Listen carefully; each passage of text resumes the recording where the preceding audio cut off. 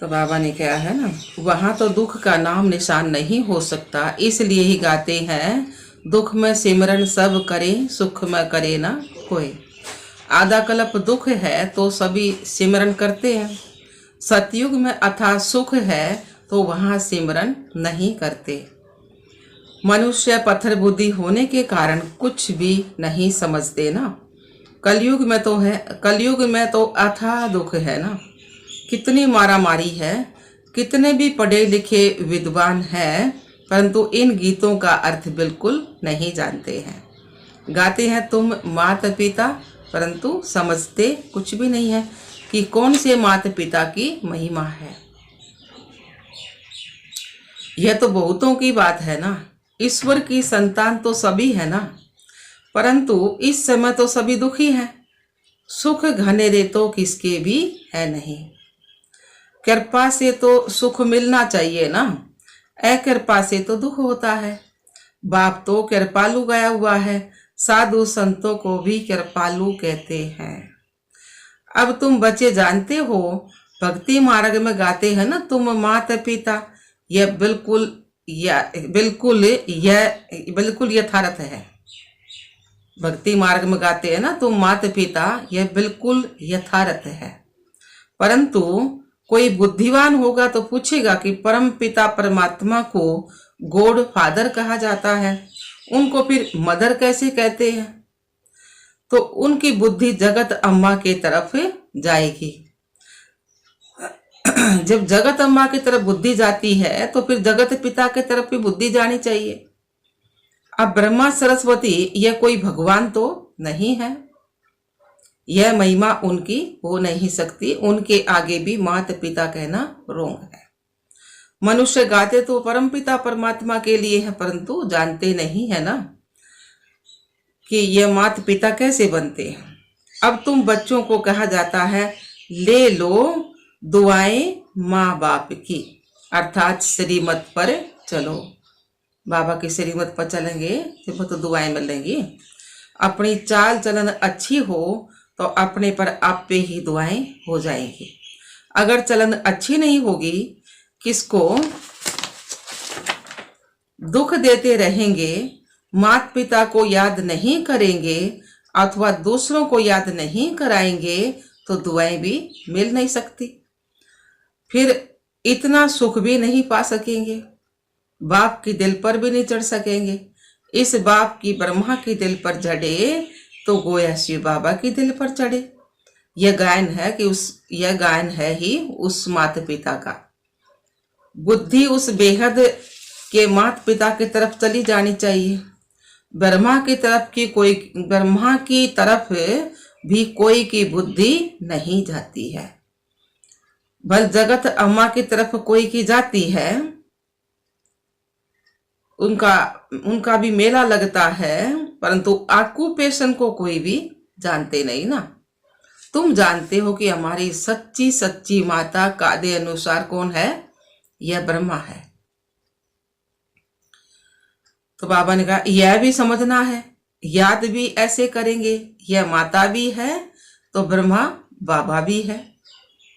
लिखते हैं शिव बाबा के रो ब्रह्मा, तो माता भी हो जाती है और पिता भी हो जाता है। अब बच्चों को इस पिता के दिल पर चढ़ना है, क्योंकि इनमें ही शिव बाबा प्रवेश करते हैं।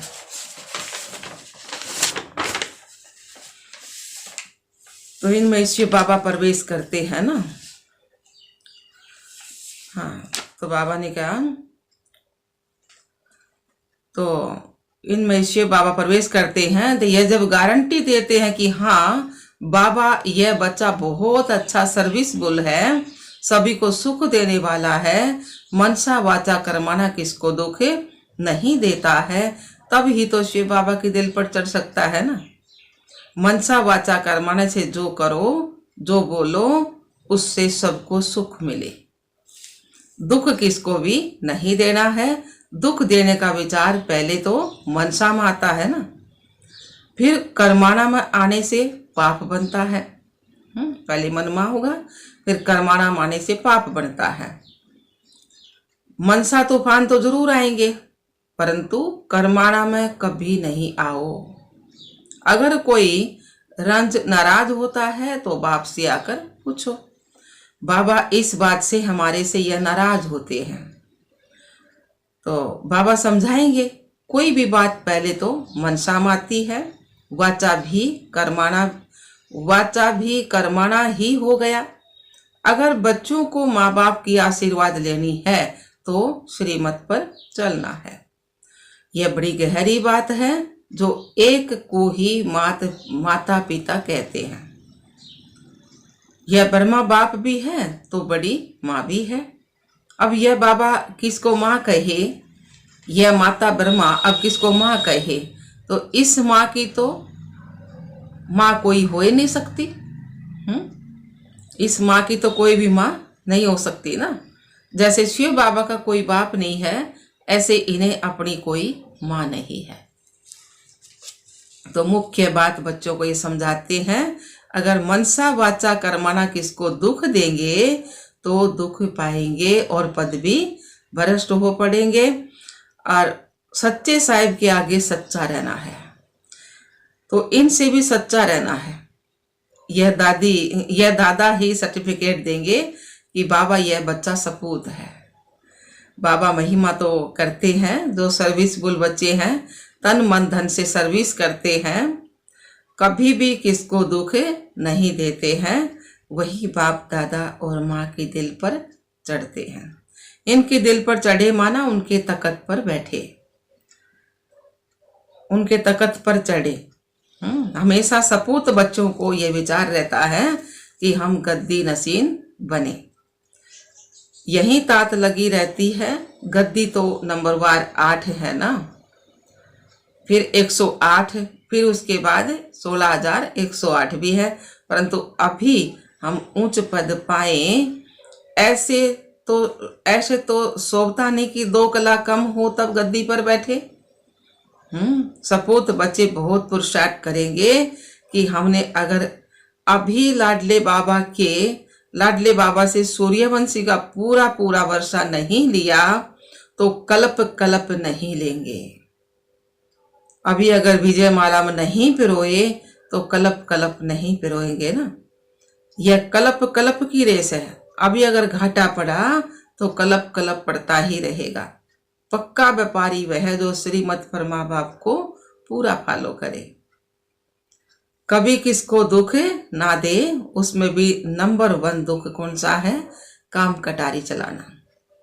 बाप कहते हैं अच्छा श्री कृष्ण भगवानुवाद समझो, तो वह भी नंबर 1 है। उनकी बात भी माननी चाहिए, तब तो स्वर्ग के मालिक बनेंगे। समझते हैं श्री कृष्ण भगवान ने श्रीमत से शिक्षा दी। दुनिया में श्री कृष्ण भगवान कहे है ना, अब उन्हें श्रीमत से शिक्षा दी। अच्छा उनकी मत पर चलो। उसने भी कहा है कि काम महाशत्रु है, भला उनको जीतो। तो इन विकारों को जीतेंगे तब ही तो कृष्णपुरी में आ सकेंगे ना। अब श्री कृष्ण की तो बात नहीं है। श्री कृष्ण तो बच्चा था, वह कैसे मत देंगे? तो दुनिया के हिसाब तो बता देना बाबा ने, भाई समझो श्री कृष्ण भगवान है तो वो मत देगा तो उसकी चलना चाहिए। फिर बाबा ने बता दिया ना, श्री कृष्ण तो बच्चा था, वह कैसे मत देंगे? जब बड़ा होकर गद्दी पर बैठेगा तब वह मत देगा, नारायण बनेगा तब तो मत देने के लायक बनेंगे, तब तो राज्य चलाएंगे सतयुग में। अब शिव बाबा तो कहते हैं मुझे निराकारी दुनिया में याद करो। शिव बाबा कह रहे हैं अगर मुझे निराकारी दुनिया परम धाम में याद करो। श्री कृष्ण फिर कहेंगे मुझे स्वर्ग में याद करो। श्री कृष्ण सतयुग में होगा तो वह भी कहते हैं कि काम महाशत्रु है, इन पर जीत पहनो। तो बाबा ने कहा वहां विष नहीं मिलेगा। कहां पर? सतयुग में विष नहीं मिलेगा, तो विष को छोड़ पवित्र बनो। यह तो श्री कृष्ण का बाप बैठ समझाते हैं। श्री कृष्ण का बाप शिव बाबा वो समझाते हैं। अच्छा समझो मनुष्यों ने मेरा नाम निकाल बच्चे का नाम डाल दिया। शिव बाबा कह रहे हैं ना, मेरा नाम निकाल के और बच्चे का कृष्ण का नाम डाल दिया। तो बाबा ने कहा वह भी तो सर्वगुण संपन्न है, वह भी कहते हैं गीता में लिखा हुआ है कि काम महाशत्रु है। उनको भी मानते थोड़े ही हैं, उन पर भी चलते थोड़े ही हैं। समझते हैं श्री कृष्ण खुद आए तब हम उनकी मत पर चलेंगे, तब तक तो गोता ही खाते रहेंगे। सन्यासी आदि कह नहीं सकते कि मैं तुमको राजयोग सिखलाने आया हूं। यह तो बाप ही समझाते हैं और संगम की ही बात है। संगम पे समझाओ है। श्री कृष्ण है सतयुग में, उनको भी ऐसा लायक बनाने वाला कोई तो होगा ना। श्री कृष्ण की आत्मा ब्रह्मा बाबा, तो इस समय शिव बाबा लायक बनाओ है ना। तो बाबा ने कहा, बाबा कितनी मेहनत करते कि बच्चे स्वर्ग में चल ऊंचे पद पाए, नहीं तो पढ़े लिखे के आगे जाकर भरी उठाएंगे। बाप से तो पूरा वर्षा लेना है, अपने से पूछो। हम इतने सपूत हैं, सपूत भी इतने सपूत हैं, सपूत भी नंबरवार होते हैं ना, उत्तम मध्यम और कनिष्ठ। उत्तम तो कभी छिपे नहीं रहते हैं, उनके दिल में रहम आएगा हम भारत की सेवा करें। सोशल वर्कर भी नंबरवार होते हैं, उत्तम मध्यम कनिष्ठ। कई तो बहुत लूटते हैं, माल बेचकर खा जाते हैं, फिर उनको सपूत सोशल वर्कर कैसे कहेंगे। सोशल वर्कर तो अपने को बहुत कहलाते हैं क्योंकि सोसाइटी की सेवा करते हैं। सच्ची सेवा तो बाप ही करते हैं। तुम कहते हो कि हम भी बाबा के साथ रूहानी सर्वेंट हैं, सारी सृष्टि तो क्या तत्वों को भी पवित्र करते हैं। सन्यासी तो यह नहीं जानते कि तत्व भी इस समय तमो प्रधान है, इनको भी सतो प्रधान बनाना है। स्तो प्रधान तत्व से तुम्हारा शरीर भी स्तो प्रधान बन जाएगा। बाबा समझाते तो बहुत है, परंतु बच्चे फिर भी भूल जाते हैं। याद उनको रहेगा जो औरों को सुनाते रहेंगे। दान नहीं करेंगे तो धारणा भी नहीं होगी। जो अच्छी सर्विस करते हैं उनका बाप दादा भी नाम वाला करते हैं ना। यह तो बच्चे भी जानते हैं कि सर्विस में कौन कौन तीखे हैं। सब जान है ना। जो सर्विस पर हैं वही दिल पर चढ़ते हैं। सदैव फॉलो माँ बाप को करना है, उनके ही तकत नसीन बनना है। जो सर्विस पर होंगे वह दूसरों को भी सुख देंगे। खुद भी जज कर सकता है कि मैं उत्तम हूँ, मध्यम हूँ या कनिष्ठ हूँ। अपने आप भी सबने पता है ना। बाबा कहे अपना फैसला आप करो। तो बच्चे भी जानते हैं कि कौन महारथी है, कौन घोड़ेसवार है, और कोई भी छिपा नहीं रह सकता ना। बाप को पोता मेल भेजो तो बाबा सावधान भी करेंगे। बिगैर पोता मेल भी सावधानी तो मिलती रहती है। अब जितना वर्षा लेना हो पूरा पूरा ले लो। फिर बाप दादा से भी सर्टिफिकेट मिलेगा। वह बड़ी माँ बैठी है, यह बड़ी माँ बैठी है, मम्मा ना ब्रह्मा बाबा बड़ी माँ है ना। तो इनसे सर्टिफिकेट मिल सकता है। इस वंडरफुल मम्मी को कोई मम्मी नहीं है। वंडरफुल मम्मी है ब्रह्मा बाबा, इसको कोई भी मम्मी नहीं है। जैसे उस बाप को बाप नहीं है ना, फिर मम्मा फीमेल्स नंबर 1 है। ड्रामा में जगत अम्बा गाई हुई है, सर्विस भी बहुत की है। जैसे बाबा जाते हैं, मम्मा भी जाती थी। छोटे छोटे गांव में सर्विस करती थी, सब में तीखी गई। बाबा के साथ तो बड़ा बाबा है, इसलिए बच्चों को इनकी संभाल रखनी पड़ती है। सतयुग में प्रजा बहुत सुखी रहती है, अपने महल, गायें, बैल आदि सब कुछ होते हैं। अच्छा बच्चे खुश रहो, आबाद रहो, न बिसरो न याद रहो, क्योंकि शिव बाबा, याद तो शिव बाबा को करना है ना। अपने शरीर को भी भूल जाना है तो औरों को कैसे याद करें। अच्छा जी बाबा। मीठे मीठे सिकिला दे बच्चों प्रति माता पिता बाप दादा का याद प्यार और गुड मॉर्निंग।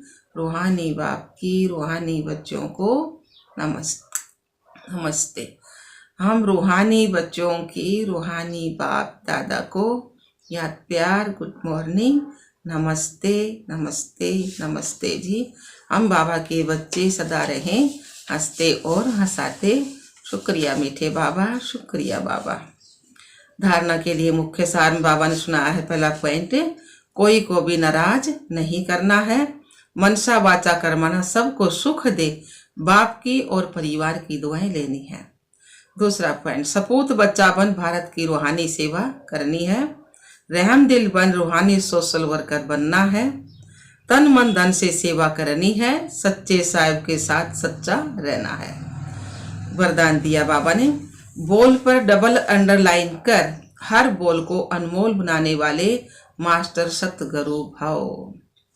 बोल को अंडरलाइन, बोल पर डबल अंडरलाइन कर हर बोल को अनमोल बनाने वाले मास्टर सतगुरु भव।